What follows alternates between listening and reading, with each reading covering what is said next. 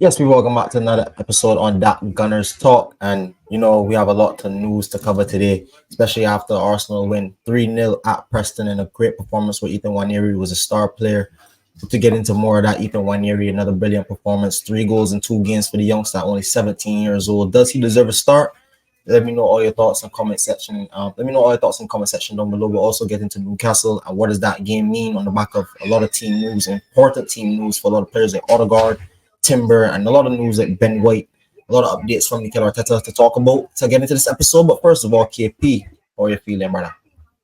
I'm feeling good, man. Nice. I didn't get to catch the game yesterday, but obviously I've seen extended highlights and just seeing what Nwaneri done is just absolutely insane. Obviously, and I'm just happy. It's refreshing. It's nice to see. I'm proud of him. I feel like it was a statement performance, good performance on the team in general. Obviously, albeit against less opposition. And yeah, man, big game coming up very soon. To be fair, so I'm excited for that. Great performance from Nwaneri. Just want to touch on that quickly before we even start talking about the previews and the team news. For me, when I did catch the game, Nwaneri was outstanding. I mean, 17 years old, the way he's able to receive it within the lines, and people that watch my channel and have heard me talk about football know I'm such an advocate of players that can play between the lines, receive the ball, and look forward all the time. I thought Declan Rice last season was a good ball carrier, and I think Arsenal are at its best under Mikel Arteta when we have someone to relieve that pressure. I think any team in world football is better when they have a player who can receive it, is confident enough to relieve pressure on the ball, and that's a risk-taking player. I mean, we have players in the team like that when fit. Sometimes Martin Odegaard will do that, but Bukayo Saka most definitely quality player at doing that. So to know we have another dimension of Nwaneri at 17 years old to do that and the finish. If we can continue that, then we have a player on our hands. What a wonderful goal from Nwaneri. If you didn't see it, cuts inside, slaps it, top bins. But KP, let me know what you think about Nwaneri and any other star performances you did manage to touch up on and you want to highlight. Steph, man, he's the truth. That's just it. He's the truth. Like you watch him, and it's the same thing. Like when you watch certain players, and like they don't have to just necessarily play for your team. I think if you're a good football spectator, you can watch certain players and just know, like, just the way they move, their touches, the way their body flows when they dribble, when they pass, like just the things they do, how it looks. It's just he's a quality. He's a great to watch, man. And I think it's impressive to see how he just looks so confident. Like when he plays with such confidence, such comfortability. Like it's not just he has a certain level of maturity that sometimes he knows when to slow down the game and pass it back. He knows when to, link up, and he still knows when to, like he was all over the game. And it was nice that we kind of set up our team yesterday with like a lot of senior players to surround him, like good foundation for him to express himself, and he took. And that's something I do want to touch on before we even go into anything previously. I think what's been going understated during this time is people have been saying, we don't have a deep enough squad, our squad is not good enough, this and that. I've heard a lot of conversation about our squad recently. But I mean, it's to say this, no Saliba during times this season. Sometimes we had Gabriel come off, no Timber in and out of the side. We have Calafiori, no 2 injuries so far this season. Moreno missed time with a shoulder injury. Odegaard was out. Saka missed time.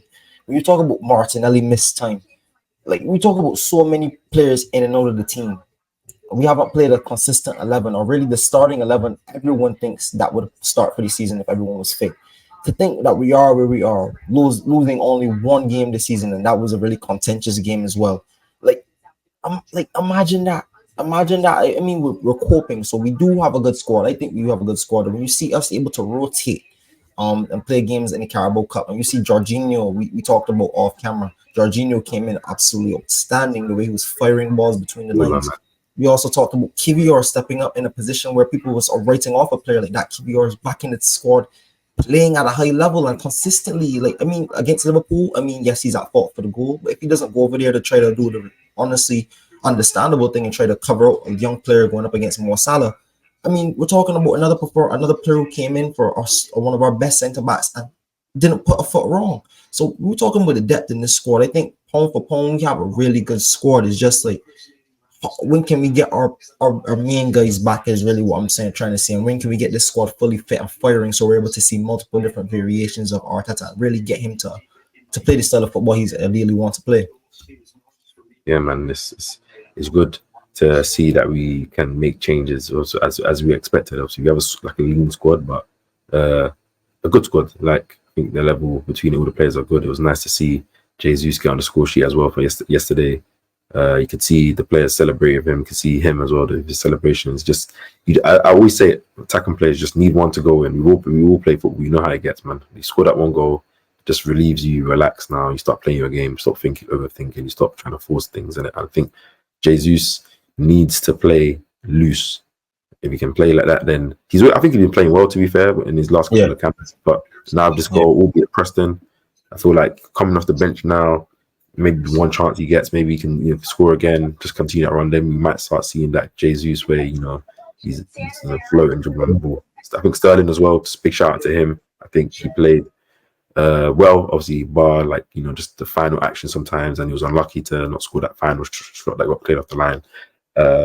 I feel like it is a bit frustrating sometimes because you want him to just come in and just be elite. But I think that he showed a lot of good moments in the game as well. So shout out! I think a lot of the players we played well as well. Marino looked like looks like he's coming into his own in the team. Timber, it's nice to see that he's playing, and he only played 45, so he came off, and it was nice to see Setford get his debut, which I feel like comfortable, clean sheet as well. And Aiden Heaven get his debut as well, which I feel like he also had some good moments as well. Obviously, Skelly came on in the second half, and also it was nice to see Zinchenko get some minutes. It's good to see that Zinchenko's confidence is not rattled, albeit Preston. It's good to still see that we have a player when called upon, that can still step into the squad and show quality when asked. Yeah, so it's nice for us to to take care of business and obviously book ourselves into the quarterfinals, and obviously we've got Palace, right? I don't know if it's home or away. I've seen mix. Yeah, Palace at home actually. It's a good draw.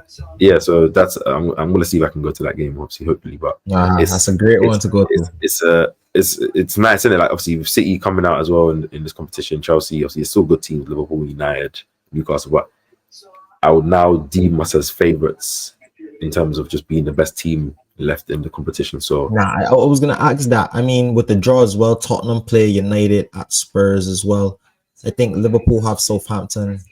I think Chelsea are in the next round. No, Chelsea lost to Newcastle. So Newcastle playing Brentford. So yeah, I back us, and I think we probably might get potentially Tottenham or Man United, one of the teams. And even if we do get them, or maybe even a Liverpool in the semi-finals, I still back us over 2 legs. Because I think the semi-final is 2 legs and then the final is 1. I still back us over 2 legs to get past any team. And I think this is something that a lot of fans have been talking about, cup competitions and getting silverware. I think it's a big thing for us to get silverware, even if it's just the Carabao Cup. It's just a feeling like, okay, we have a trophy. Let's push on. Let's get the monkey off your back. Let's just get settled on. Let's build a winning mentality. I think silverware this season, in any form or fashion, is massive for this team. KP, let me know your thoughts. Yeah, I do agree. Was it the 22-23 season or the 21-22 season that we went to the semi-finals of the Carabao Cup? We faced Liverpool, and then we. Oh yes, I think it was one of those seasons. Jack got the red card at Anfield for that challenge, and then we drew 0-0, good defensive performance, and then I think we lost 2-0 at the Emirates. Jota, yes. 40 goals. But that was a semi-final. I don't know what year that was. I think was it 20? Maybe it was 21, 22. Because was it the season that we challenged for the title? I don't know about that season. No, I don't think we challenged for the title. I think that was the top 4 year. Yeah, so it's interesting because that game goes different. Would have been in the final, in this final of this competition. But I feel like we're a bit more equipped now and a bit more solid in all areas for us to take this competition. And I'm happy that Mikel was taking this competition seriously. Not saying that he didn't before, but obviously sometimes when you make heavy rotations and the players in your squad aren't necessarily all at that same level, the level does drop down, whether it's physically, whether it's just tactically, or just in everything, innit? It was nice that he made changes, but he didn't make changes. Like there was a lot of players that are still first team players, but there was also obviously a lot of like the rotated squad that are still good players. So I think we can win this competition. I want us to, because it's nice. It's a competition that you play the final early, is it February or something like that? So you can already have a trophy in the bag, have a visit to Wembley, have a winning run. And I think no, you don't go. Do you go to Wembley? No, you don't go to Wembley for. No, you don't go to Wembley for the semi-finals. You only go for the final. Cup, sorry, but you get a chance to go to Wembley, win a trophy, albeit like the lesser of the 4, but it's still a trophy. And it can be a And we have a microcosm. good record at Wembley over history. So There you we, go. And if you win that trophy now in February, that can be like a nice booster for you to now kickstart your title running, which we expect Arsenal to kind of get into good gears after New Year's, and also the Champions League that we expect to go to the last stages. We already had the trophy and experience of semi-final, final, playing the game, and it's nice as well to face top four position United, Spurs, Liverpool, Newcastle. Maybe like it's gonna be hard for us to win this trophy. It's not going to be like a cake run from this point on. So bring it on, yeah, man. bring it on. Yeah, bring it on 1000%. But also, like I said, bring it on. Bring on Newcastle at the weekend. That is a game that is going to be. It has massive implications. I mean, City 5 points ahead, Liverpool 4 points ahead. No, I mean, drop points again is not disastrous, but then you're starting to look at like, okay, like clawing back a 6+9 point lead or clawing back like an 8 point lead at this kind of stage is kind of like even with the games that we've had, there's still a lot of games and reverse fixtures that we still have to play. So KP, give me your thoughts. Newcastle away. We know what happened last season with that controversial ball going off and pushing it back on Gabriel. Is a grown that over a couple of years we've had good wins in the 2-0. I remember that we went up there 2-0 in our title run.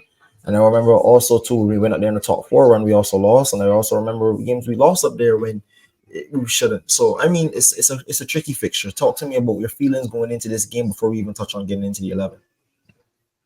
I think I haven't forgotten about that last season. I think from just the VAR decision when the Bruno Guimaraes to the pushing the back on Gabriel to Bruno Guimaraes twice going on players to just in general, and obviously at that point in the season as well. I'm pretty sure Jesus was injured. I'm pretty sure Odegaard didn't play in that game as well. Like, you're not making excuses. I'm saying like it was a day that I just in general I have a despise for Newcastle, and I also now feel like last season, like I look at certain games that we lost points as we need our get back. Obviously, we dropped points against Bournemouth, something we didn't do last season, but like the games that teams that we lost against, I'm looking at us saying, no, we need to get our get back this season at those grounds. So this is one of those grounds, and I'm happy that we're kind of going into this game with a potentially quite fit squad, or at least potentially fit squad, like not fully fit, but maybe like a lot of players in contention, because it's nice to have potentially a very strong squad and no real concerns going into this game in terms of who's playing where to attack this game. I think I always say Arsenal do well in pressure situations. Now this new version of Arsenal, I feel like when our backs are against the wall, when we need to get the points or we need to bring out a performance, this team normally does. Well, hopefully, to be honest, we get the points this weekend before we touch on the 11. You want to put the 11 up? And because I think what we hear Mikel Arteta talking about players coming back, Gabriel's injury update, he said it was not serious. He said that Gabriel could potentially be fit for the weekend. Odegaard has been running on grass allegedly for over like a week and a half now. Been It was working, reported running. today that he may be in contention to come before that game from a few sources that are good. So if that's coming out now, obviously maybe it might not be true. You see, Mikel has a press conference tomorrow, so I'm pretty sure he will confirm those details, and I'll pay close attention to that. Timber played 45 minutes. He's looking at 45 minutes. He's fresh. We need to see the news on Ben White. Obviously, he didn't play in that game. Hopefully, it's just like a load management thing where. I think those are the two players that that we're load managing, him and Timber and Ben White, because I mean they're coming in when asked. They're coming in obviously when you need them, but you still want to manage them because Ben White all last season battled a knee injury that underwent a lot of secrecy.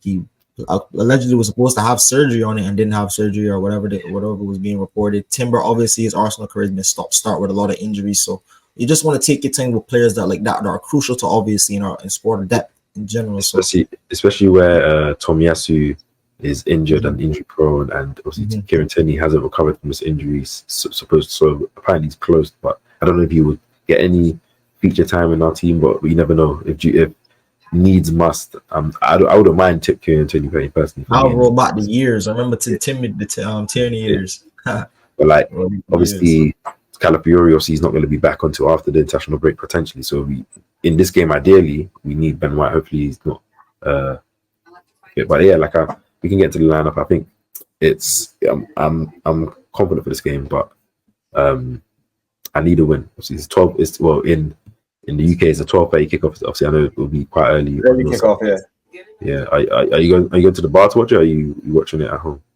I'm thinking if I should go to the bar. No, I can't go to the bar this weekend. This Very weekend, early. yo, actually, listen. Breaking news. I'm actually starting my coaching journey from this weekend. Honestly, starting to coach some youths. So I'm turning. I'm vet. Gonna start some coaching. Mikel Arteta, you need to Start some find coaching. Gonna start talking to. how your Gonna start coaches. just building up a profile. So yeah, I'm starting that this weekend. So yeah, I actually will miss the bar this weekend, but hopefully I will be back at the bar for Chelsea though. Definitely. Nah, That's I the love big to hear that, bro. Hopefully, this journey goes well for you. You already know respect, bro. Respect. it is. Thank you so much. I love to hear that. But cool. Let's get into the lineup of this game, or what we think the lineup will be. So obviously in goal, we don't need to really have much discussions. No need to stick up David Raya, obviously. Top Raya, player. yeah, of course. player. I just wanted to see. Okay, so I'm gonna assume Ben White is gonna be fit for this game. Yes.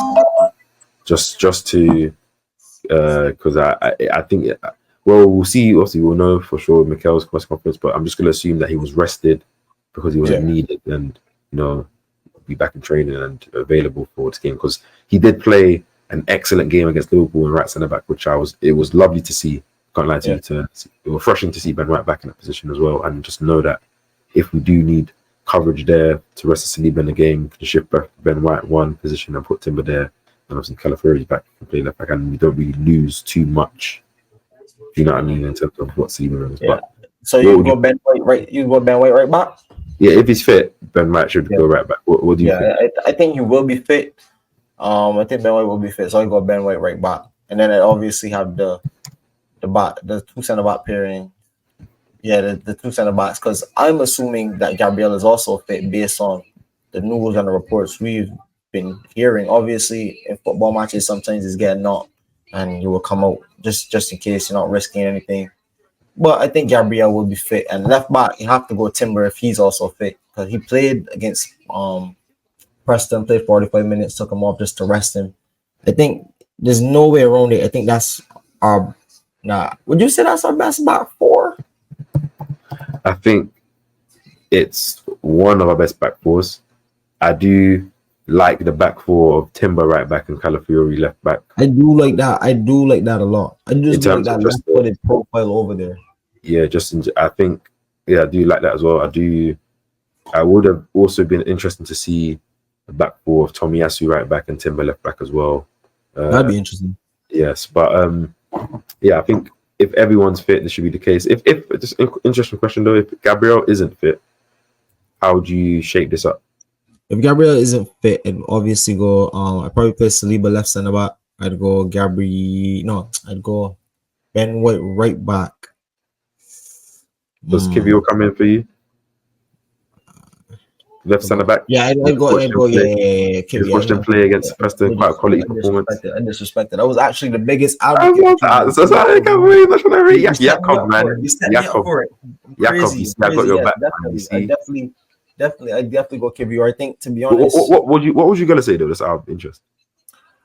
I was actually gonna have a shout for potentially Lewis Skelly. I was gonna believe in the Lewis Skelly hype, because I just, like I said, that inverted profile, or I was obviously gonna revert back to type and say it's most likely gonna be Partey.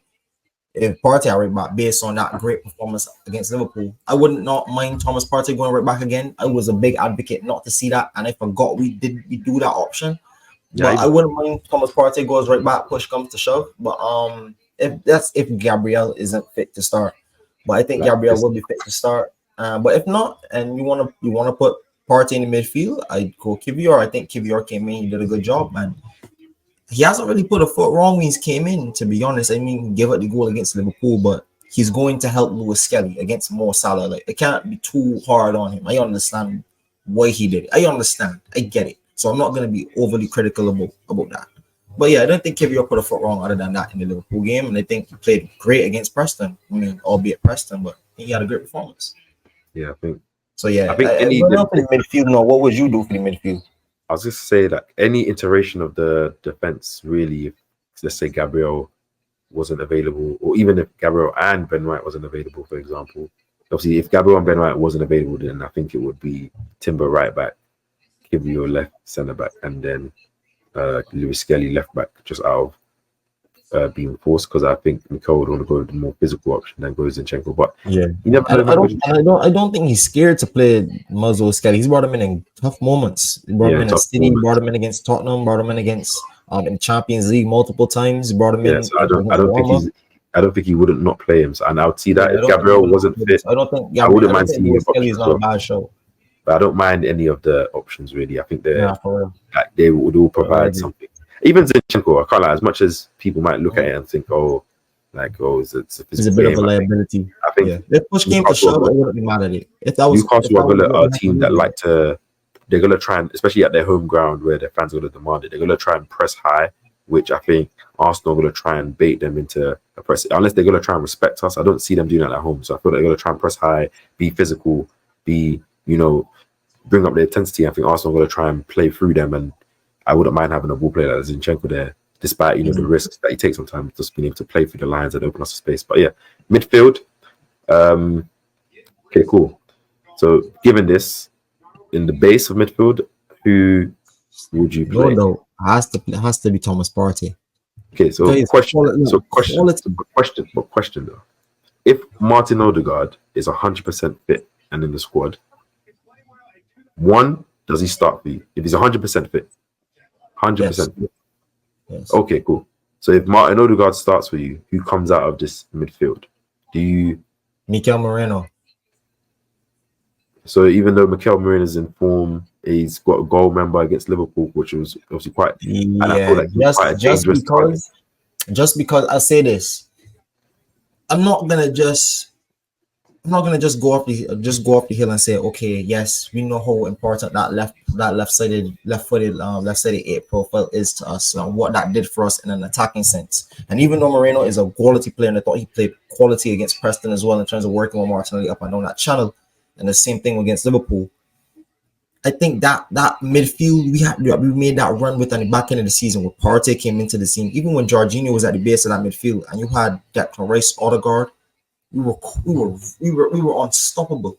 I was a great midfield. So that midfield, if it plays, shit, I expect them to do a good job. It's near enough. This is still well. If Odegaard was to be the right eight, and then I expect the front three to be what the front three will be. This is near enough our strongest team. Like you could argue between Calafiori, Ben White. I agree. But I agree. Obviously, I asked that question just to see what your answer would be, which will be my answer as well. But given that, even if Odegaard doesn't make the squad or he is in contention, I don't think he's 100% fit or he's going to be ready to. I'm not saying he can't be ready, but I'm saying if we just going to put him straight in from a back off, he's been off almost 2.5 months now, which is quite a long time. Actually, when you study it, because. It feels long. And he hasn't played for Arsenal since the Brighton game, which was in August, which is a long time ago now. Which considering that this game is going to be in November, so do we rush him back? Do we just put him into the team? If he's 100% fit, 100%, but if he's not, I would probably want to err on the side of caution and just put him on the bench, bring him on. Just because I feel like. It's a long season. We still have 2 more top away games before the international break in Inter and Chelsea that we do want to still pick up points in, and we don't want to have another flare up. But the one thing I would hate is Odegaard to play, and then we see, after 10 minutes, 15 minutes, he goes down. You know what happens sometimes when players come up with injury? That will break my heart. And then you see the Arsenal fan base start tearing up Mikel. He just came back. Why are you forcing him? You played sack on the week. So. For this game, unless he's 100% fit, I'll err on the side of caution, and I'll personally have him on the bench. I don't know about you. I don't know if you will have him. And in that case, I would be starting the 3 men midfield of Partey, Rice, Moreno. Is that Partey, Rice, and Moreno? Yeah. The reason why I would play this team, or the only reason why I don't think they're going to play, because Trossard didn't come on again. The Trossard was on the bench, right? Yes. He didn't come on. He didn't come on. That's interesting. That doesn't mean I think Mikel's gonna be. You didn't come on, so you're gonna play. But I'm saying the reason why I want to go with this 3-man men midfield is because obviously I've seen enough technical security in Marino to know even if people bring the decisive passing and the pocket play in terms of like a natural interior. I think he's a very like tidy player, and his ball retention is still going to be amazing. He's Spanish, he knows how to turn out on the ball, he knows how to receive in the pockets, and keep the ball. So I think, and also he brings the physicality. And I think against Newcastle, we're going to try. Consider, I'm just thinking about last year and what they tried to do to us. That little boy with his nasty fouls and stuff. Now I want to come with. Like, if I'm looking at the team right now, if I was to insert Marino, for example, I don't know if you would agree personally. Like I'm looking at it and I'm like, tall player. Yeah, that's a tall squad. Barring against Yuri and Timber, and then we know who's going to be our number 9, isn't it? So and it's like now, and obviously we already know Timber is not even actually short. Funny enough, I saw his height. He's just short compared to everyone else. Yeah, so he's strong. Either way, if he's strong still. So strong, and he's fast as well. And you know what I mean? And he's on the ball, he's amazing. So it's like I'm looking at this and it's like we have options to go long. We have a lot of players that can win the ball. We have a lot of defensive-minded players that if we need to sit in that shape when is that moment of the game, we have a lot of players. We also have what's it called? A lot of ball carriers. They're all good players at the end of the day, and it kind of. I wouldn't necessarily. I see this as a formation that we would play in tough away games when we need to play like those hard midfields where Mikel might want to dominate in terms of strength and duels. We already know he loves his duels, and people might see it as negative, but I see it as interesting because it might also give a bit more license for our attackers to kind of stay a bit more higher than to just drop deeper because they have a bit more defensive players behind them, which might prove to play on the counter and play a bit more transition, which might open up more space 1v1s for the deadly players like that we have in our team. But what would you think Mikel would do in this game? Because it's an interesting one because I didn't even get to mention too much on what you were talking about. Meaning, if it was Odegaard was to come back from the start, I mean, if Odegaard didn't, it's a tricky one when I said that originally because with Timber as well. When Timber was ready to come back, I mean, Timber came back from an ACL injury, but when Timber was ready to come back, Timber started. When Timber was ready, he played. When Ben White was ready, he played. So when Mikel doesn't bring back players before they're ready. So if they're saying Odegaard is in contention, there's a high possibility he's probably on the bench. I probably lean that way. But I would not be ultimately surprised if I would see Odegaard from the beginning, because like you said, secretly he's been. I remember before the international break, he was running on a treadmill, which was big for his ankle injury, and then coming back to being on grass, and he's actually been on grass a week and a half already. And like we did talk about off camera, you're someone that's been through injuries, so you could testify to this as well. You're talking about getting that first contact in and just to see how you feel. So he's probably been training. If he's in training, maybe get him in training, see how he feels, see how the ankle feels working, going up against contact. And if he looks physically ready for it, I mean, he might make the bench, but don't be surprised if he starts. But what I ultimately think will happen is Mikel Merino will probably start, which I would not mind. I think if he does start, I think Declan Rice will more play like the right side.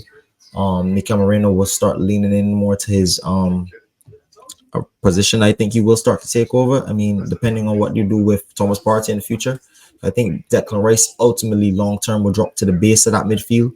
Mikel Merino will slot over to the left side more permanently, and maybe you might see Martin, or not maybe, definitely Martin Odegaard will be on the right side at 8. But yeah, I think that's the midfield we'd probably like to see. I don't mind that midfield. I thought that's one of our strongest midfields as well.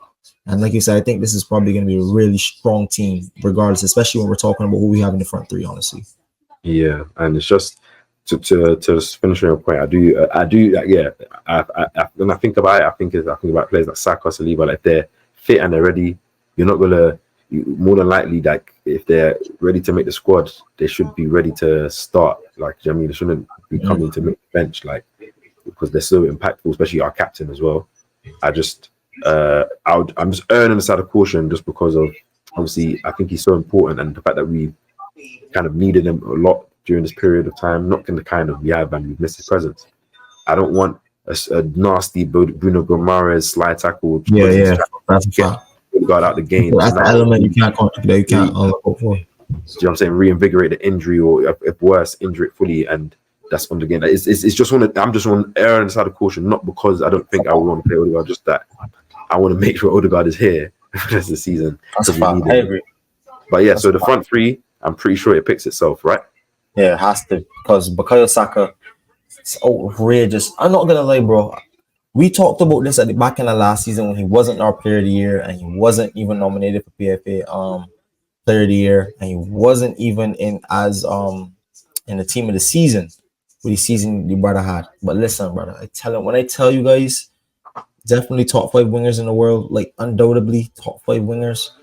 For the consistency, the performance, the quality of performance, and against the big game, against the big sides in the big games, people are saying, "Oh, he doesn't step up in the big games." You're lying to yourself. Every single game he's played, barring Atalanta and the game where they took away his assists, where he would have made it 6 for 6, he's had a goal contribution. So literally, we could say one game he's not had a goal contribution all season. One game. I mean, technically 2, but I mean they took away the Leicester one, so No, a little bit of shine from the corner. Preston game yesterday. Oh, But I'm just being silly. I'm being paid. that there, man. You're studying that, bro.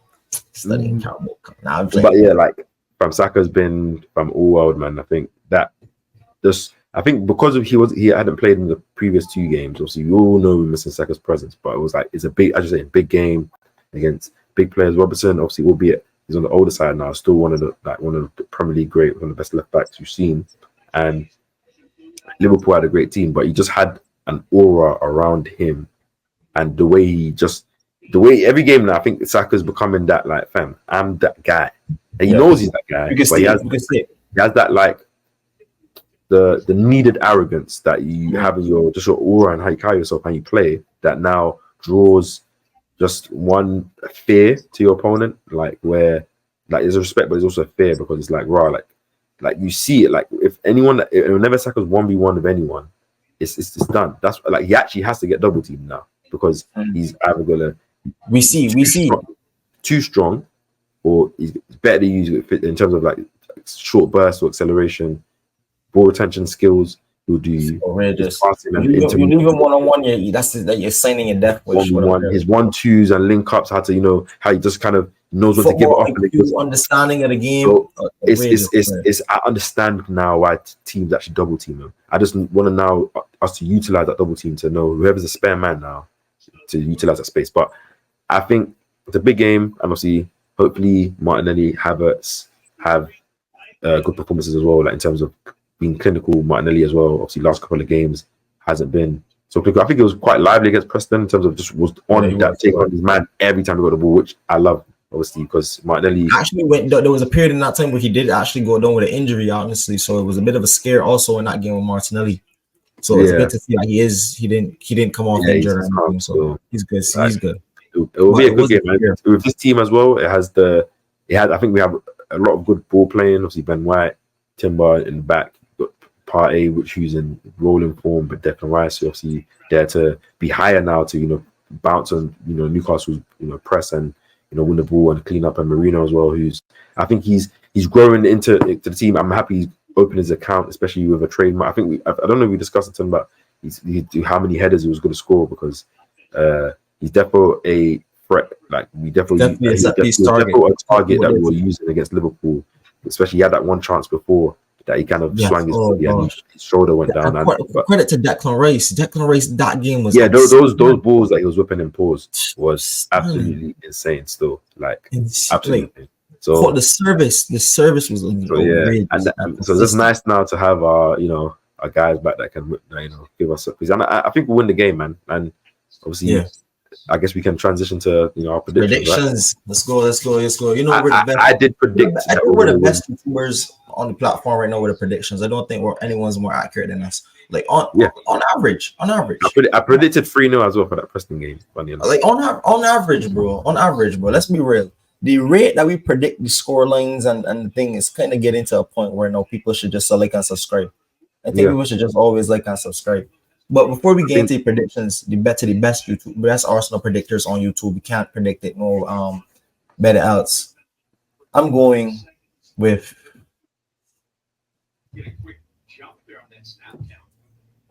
if that team starts 3-0 Arsenal. That team starts 3-0 Arsenal. I wanted to say 3-0, man. Look at you guys. I always err on the side of goals. I feel like Arsenal, like if they can start a game well and get a goal early, I think it opens up the way we play our game. People always think when we drop defensively, I think it just opens up the way we can control the game and less pressure to try and force a goal. But since you've gone 3-0, pressure's on Newcastle too, you know. Pressure's on Newcastle. They haven't started the season well. Eddie Howe I think the pressure is on Eddie Howe for sure. I'm not but obviously, yeah. They're gonna be. I'm just happy he's at 12:30. The fans don't have enough time to get drunk and get lit for the game and wake up early. I'm not saying that the atmosphere is not good. Newcastle they support that team, but I just think it's a different kind of Arsenal. And there's gonna be. I'm telling you, Mikel's gonna remember what happened last season. The players are gonna remember what happened last season in this ground and what outside of just the bump of, because obviously the goal isn't. If you're gonna do what you got to do, if the ball's out of play as a player, if the referee doesn't blow it, it's your choice. You're not gonna stop the play. You know what I'm saying? But all the nasty stuff that they were doing, the challenges and the dirty stuff, say no more. What's the prediction? Reeds Duncan said 2-0. 2-0. Solid 2-0 victory. And yeah, man, bring the 3 points home and take over to Milan, man, which will be a very interesting. But yeah, we'll touch on Milan and we'll also touch on Chelsea coming up in further videos. So if you want to hear more of that and you want to hear more about Arsenal, you want to hear more about our squad in general, don't forget to hit the like button, hit the subscribe button. If you're joining from Gunner Street, hit the like button, hit the subscribe button. Me and KP hits the KP subscribe button. We're all both on the road to 1,000 subscribers. Show us both some love. We have our weekly and daily Arsenal content, so check it out both of our channels. Anything else you want to plug, KP? Anything else you want to finish off saying? Hey man, everyone, peace and love. Enjoy the rest of your weekend, man. Hope we also get that dub. And we will get that dub, no doubt about it, guys. Don't forget to like, comment, and subscribe, like I said. I'll catch you guys next. Thank you.